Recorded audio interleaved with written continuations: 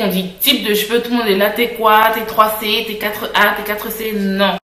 Coucou, bienvenue sur Naturally Yayu, moi c'est Yayu et dans cette vidéo je vais vous aider à déterminer votre type de cheveux. Je voulais vous dire merci pour tous vos abonnements, merci pour vos soutiens, c'est incroyable, vraiment c'est incroyable. En commençant cette chaîne, je me serais jamais douté je me serais jamais douté de là aujourd'hui, de la vidéo que je suis en train de vous faire aujourd'hui pour vous dire merci. Je me serais jamais douté de ça, tout simplement parce que je m'y attendais pas, c'était vraiment pas quelque chose de prévu. Déjà, je voulais pas, j'avais peur, j'avais beaucoup d'appréhension. Mes amis m'ont poussé, m'ont dit mais vas-y. Et puis, je voulais aider toutes les personnes que je rencontre dans la rue et qui me disent ah mais comment tu fais pour avoir tel cheveu. Je me suis dit bah si j'ai une chaîne, plutôt que de m'arrêter 20 minutes, 1 heure à leur expliquer en soirée ou dans la rue comment est-ce que je fais pour avoir des cheveux long et en bonne santé, si je pouvais avoir une chaîne ou un blog dans lequel je pourrais répertorier tous ces conseils là, ce serait aussi génial. Mais vraiment se lancer c'est compliqué parce que on est sur internet, hein, on s'expose, on s'ouvre aux gens et c'est pas tout le monde qui apprécie, enfin on ne peut pas être aimé de tout le monde et on ne peut pas aimer tout le monde, ça c'est clair. Donc moi je comprends toutes ces personnes qui ont peur ou qui ont des appréhensions, tout simplement parce que c'est justifié. Mais moi franchement je pense que c'est l'une des meilleures choses que j'ai fait cette année. Vraiment j'ai vraiment l'impression d'être utile et d'aider les gens. Parce que je reçois des mails de personnes qui me disent bah écoute j'ai suivi ton conseil, regarde mes cheveux comment ils étaient avant, regarde comment ils sont maintenant. Ou alors en commentaire, là juste en dessous là en commentaire, les commentaires que je vois du genre merci pour tes conseils, tu m'as vraiment aidé. Ou les personnes qui posent des questions mais vraiment pertinentes qui moi-même me font me remettre en question et remettre en question la manière dont j'analyse ma routine capillaire ou autre. C'est vraiment génial cet échange que j'ai avec vous et franchement pour l'instant je n'ai que du positif et ça me donne vraiment envie de vous donner le meilleur. J'ai plein d'idées qui fusent de partout dans ma tête pour vous apporter le meilleur et franchement je vous dis c'est en cours parce que juste après cette vidéo je vais vous balancer des bombes et des bombes et des bombes et des bombes et des bombes. Donc toutes les personnes qui me demandent des vidéos de type wash and go, twist out, etc. je n'oublie pas, j'entends bien, mais avant de vous montrer comment je coiffe mes cheveux, donc le wash and go, le twist out, etc. je vais vous montrer comment je les hydrate. Et comment je les hydrate, je vais vouloir utiliser tel ou tel produit et vous aussi vous allez peut-être vouloir essayer tel ou tel produit, mais peut-être que tel ou tel produit ne vous conviendront pas, tout simplement parce qu'on n'a pas le même type de cheveux. Et je vous arrête là tout de suite pour toutes les personnes qui vont dire ah je m'arrête, j'ai un cheveu de type 2C ou j'ai un cheveu de type 4A et elle a un cheveu de type tant et du coup ça me convient pas. Non, on s'arrête tout de suite. Pour moi le type de cheveux dans le sens hiérarchie et tout, c'est cool quand on veut s'inspirer d'une coiffure, c'est-à-dire que on trouve quelqu'un qui a exactement la même texture que nous et on se dit ah je peux copier cette coiffure là parce que ça lui va de telle manière, parce que j'ai la même courbure de cheveux on va dire. Mais tout ce qui est produit hydratation, ça a vraiment rien à voir. En fait j'espère qu'à la fin de cette vidéo vous comprendrez votre type de cheveux et vous aurez déterminé votre type de cheveux.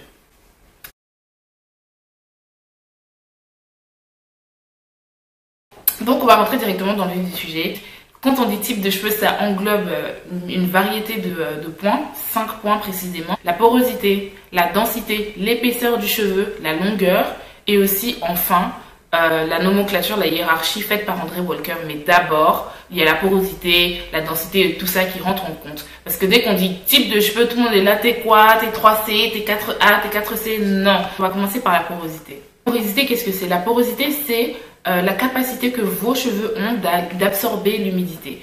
Donc, il y a 3 types de porosité et on va faire le test ensemble. Ça s'appelle le test du verre d'eau et on va le faire ensemble, c'est parti. Ce test est censé vous aider à déterminer votre porosité et pour l'effectuer correctement, ajustez tout d'abord la température de l'eau. Vous ne voulez pas qu'elle soit ni trop chaude ni trop froide. Vous la voulez tiède. Vérifiez bien où votre test sera faussé. Prenez un verre et remplissez-le d'eau. Comme ceci. Vous aurez aussi besoin de quelques mèches de vos cheveux propres.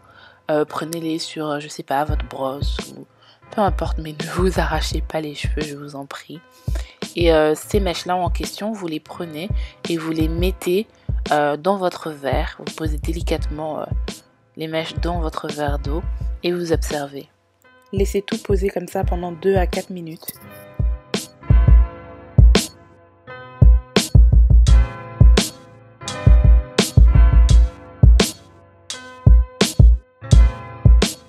Observez le comportement de vos cheveux. S'ils se trouvent à la surface du verre, alors vous avez une faible porosité. Si comme les miens, ils se trouvent au milieu du verre, alors vous avez une porosité moyenne. Et enfin, si vos cheveux se trouvent au fond du verre, vous avez une forte porosité. À partir de ce test-là, vous devez savoir si vous avez les cheveux peu poreux, les cheveux moyennement poreux ou les cheveux très poreux. Le type de cheveux peu poreux est considéré comme sain. Il est considéré comme sain et il a tendance à être très très brillant, surtout lorsque vos cheveux sont de couleur foncée, donc marron, noir, etc., etc.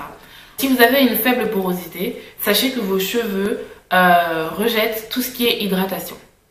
En gros, vous avez une espèce de barrière qu'on appelle les cuticules qui protège la fibre capillaire. Vos cuticules sont super méga fermés. Ils sont tellement fermés et serrés que tout ce qui est hydratation ne rentre pas. C'est comme une barrière qui empêche votre fibre capillaire d'être hydratée en profondeur. La plupart du temps, lorsque vous avez une faible porosité, vos cheveux n'aiment pas trop les protéines. Donc les produits qui contiennent des protéines, protéines de soie, protéines de riz, kératine, etc. Vos cheveux ont beaucoup de mal avec les protéines. Et c'est pas grave, si vous n'utilisez pas d'objets chauffants tels que le sèche-cheveux, le fer à lisser, le boucleur, etc. ou que vous n'avez pas coloré vos cheveux, vous n'avez pas besoin de protéines constamment, vous n'avez pas vraiment besoin de protéines. Donc à la limite, vous en foutez que vos cheveux n'apprécient pas vraiment les protéines.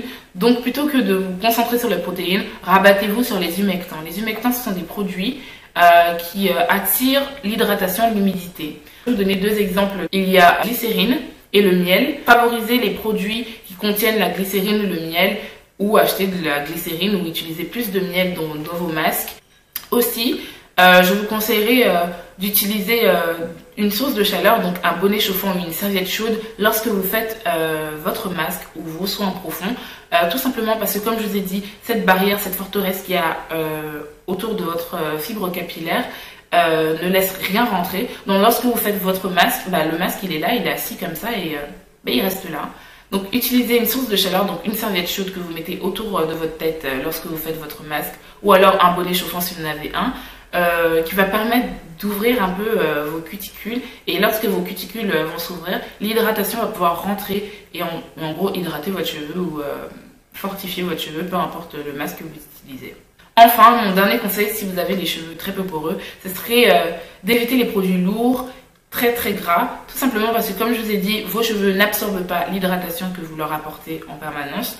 Donc si vous utilisez des produits plutôt gras, ces produits-là vont venir s'asseoir sur votre cheveu, vous aurez plein de résidus, vous aurez l'impression d'avoir des cheveux sales, alors que pas du tout.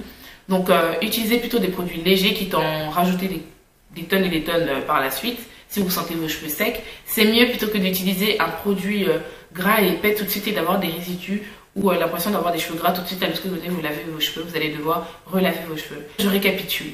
Si vous avez les cheveux peu poreux, évitez les protéines, concentrez-vous sur les humectants.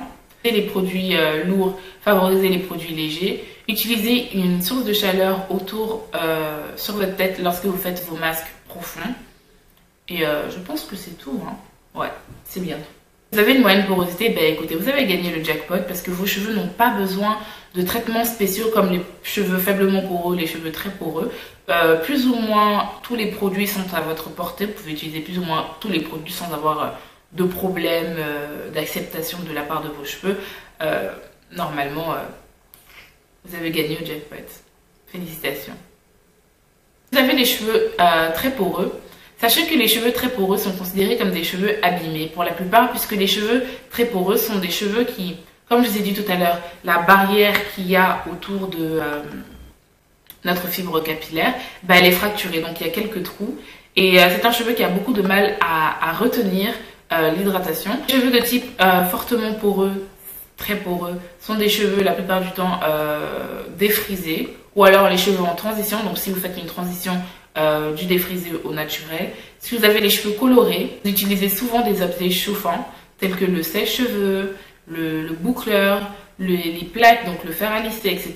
Vous aurez tendance à avoir une forte porosité. Je vous conseillerais de vous lier d'amitié avec les masques protéinés. Trouvez un bon masque protéiné ou plusieurs masques protéinés et faites-le le plus souvent possible. Alternez un peu avec les masques hydratants, mais faites beaucoup de masques protéinés parce que les protéines vont venir combler ces petits trous qu'il y a dans vos cuticules et donc permettre à votre cheveu de retenir beaucoup plus d'hydratation. Donc, les protéines sont vos meilleurs amis et évitez les humectants. Favorisez les produits plutôt lourds et gras. Scellez l'hydratation. Vraiment, scellez l'hydratation, c'est-à-dire que si vous mettez un lait capillaire ou quelque chose qui contient de l'eau pour hydrater vos cheveux et que par la suite vous ne scellez pas l'hydratation, ça va sortir. L'hydratation que vous venez d'apporter à vos cheveux va s'évaporer, mais comme ça, comme si vous n'avez rien apporté juste avant. Et ce serait bien dommage. Donc dès que vous appliquez un hydratant à votre cheveu, dès que vous hydratez vos cheveux, utilisez une huile végétale ou un beurre végétal pour sceller cette hydratation afin qu'elle ne bouge pas.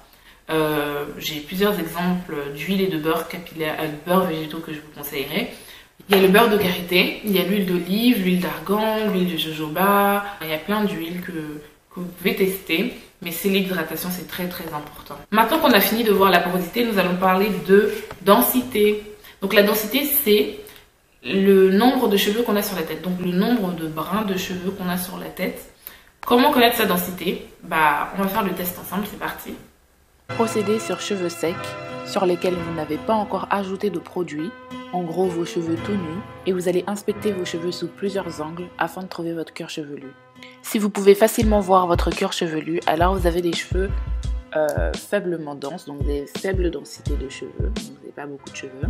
Si vous pouvez les voir un petit peu ou difficilement voir votre cuir chevelu, alors vous avez une forte densité ou une moyenne densité. À la suite de ce test, vous devez savoir si vous avez une forte densité, donc si vous avez beaucoup de cheveux, si vous avez une faible densité, donc si vous n'avez pas beaucoup de cheveux, ou si vous êtes entre les deux. Si vous avez une faible densité, favorisez les produits légers qui vont vous aider à avoir du volume, les shampoings volumisants, les après-shampoings volumisants, les mousses, les masques aux poudres indiennes, etc. Et évitez les produits lourds qui vont vous faire perdre du volume et vous aplatir les cheveux, quoi. Vous avez une densité moyenne ou une forte densité, de toute manière les deux c'est plus ou moins pareil.